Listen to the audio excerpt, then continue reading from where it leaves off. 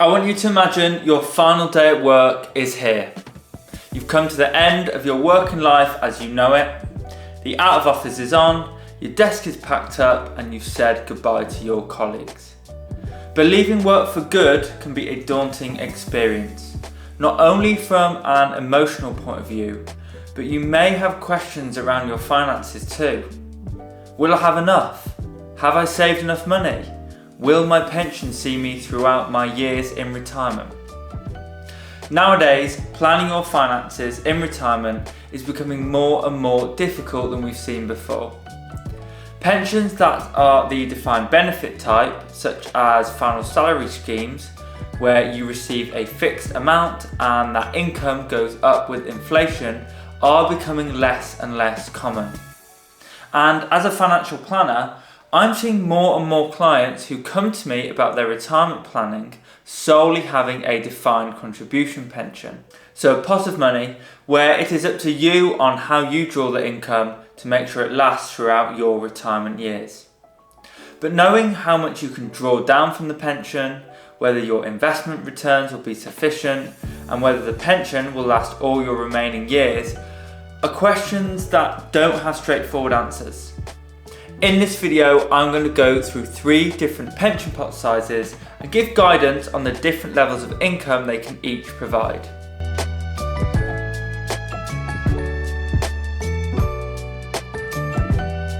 Hi, welcome to the channel. My name's Matt and I'm a UK-based independent financial planner. Here you will learn how to make smart decisions with your money so you can get the most out of your earnings. For today's video, I'm going to look at 3 pension pot sizes of £250,000, £500,000 and £750,000 and see how much income each of these pots can provide. There are different ways of calculating how much income you can take in retirement. One popular method is the 4% rule. This rule originates from a study conducted by financial planner William Bengen in 1994.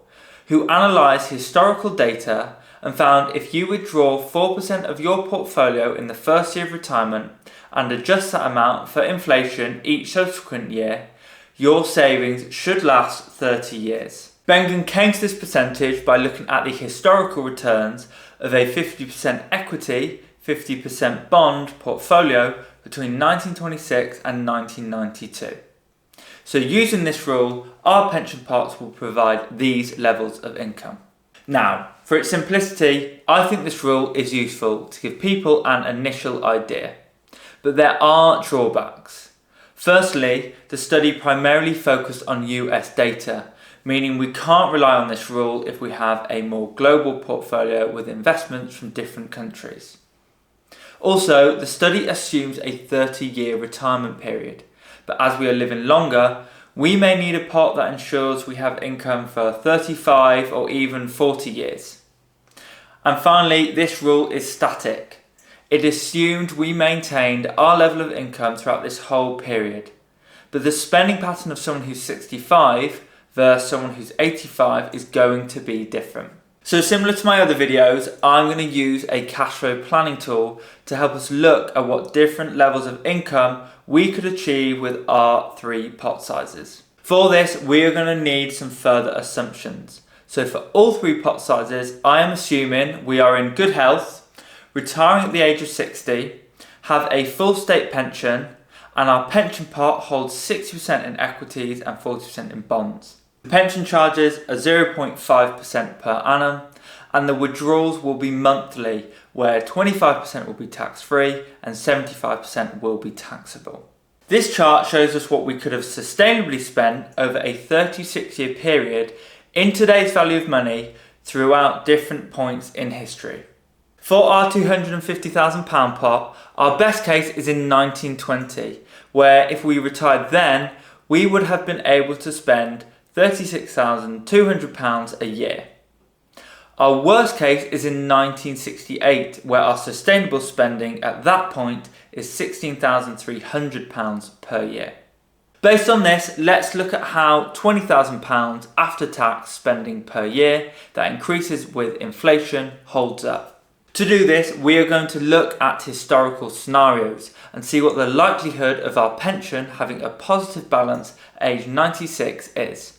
At a spending level of £20,000 a year, our success rate is only 66%, meaning there's a 44% chance our personal pension will go to zero by age 96. But I know what you're thinking. What is the likelihood I'll still be here at age 96? Well, let's look at the stats. For a 6-year-old male, the average life expectancy is 85 years old.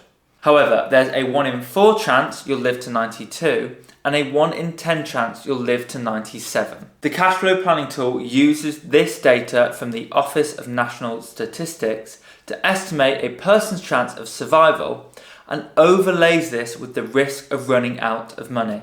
The blue line shows the portfolio success rate, but the green line shows the longevity adjusted success rate, so the chance of running out of money and being alive. On the table here, it breaks this down in percentage terms.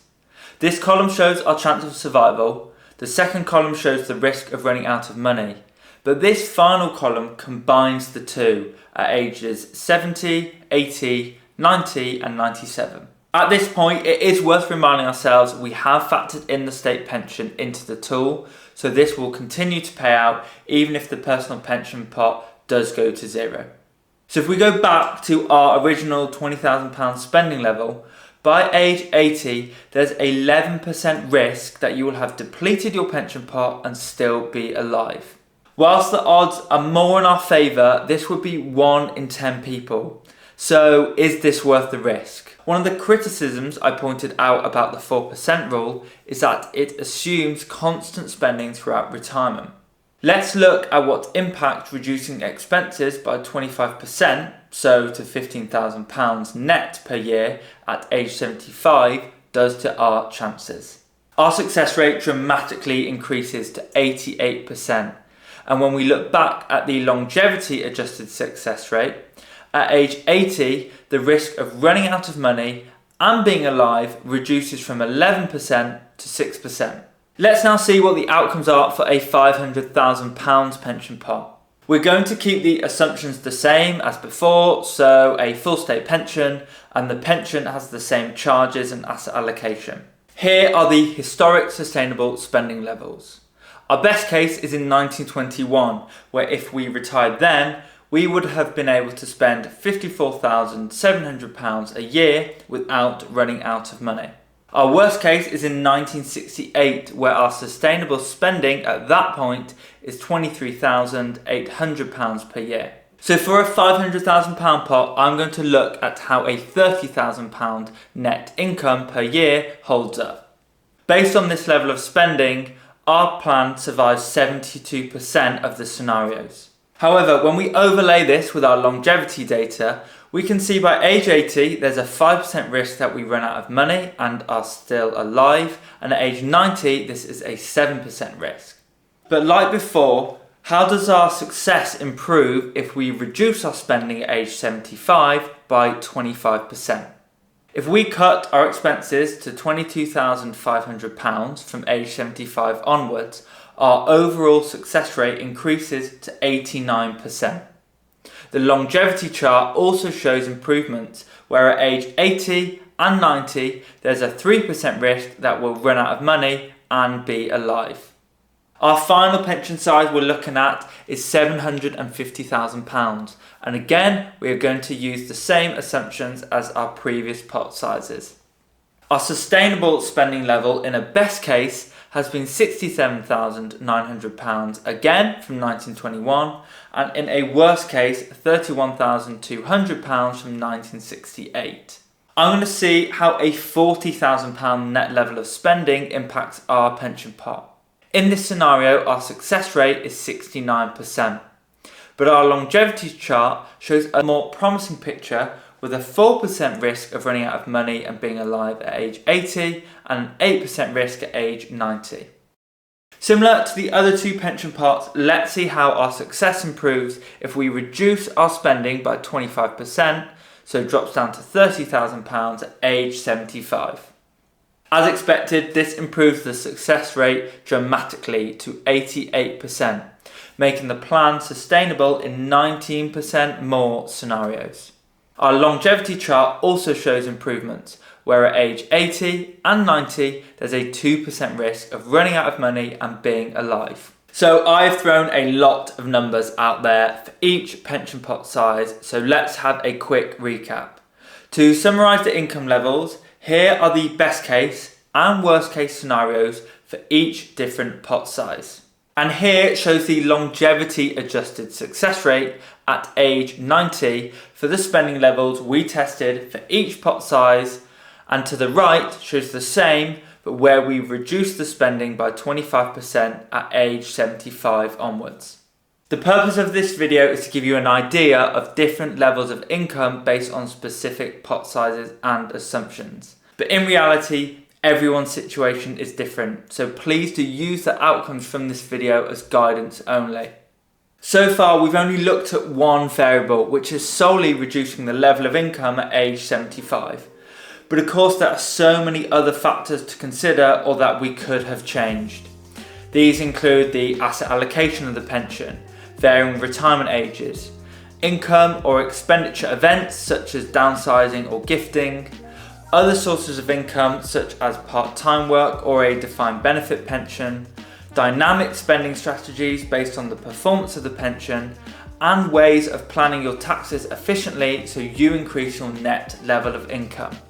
These are the type of factors I consider when working with clients on their retirement planning and include this in the tool. If this would benefit yourself, then I have left a link below in the description for an initial call with myself to discuss your situation and see if we can be of help.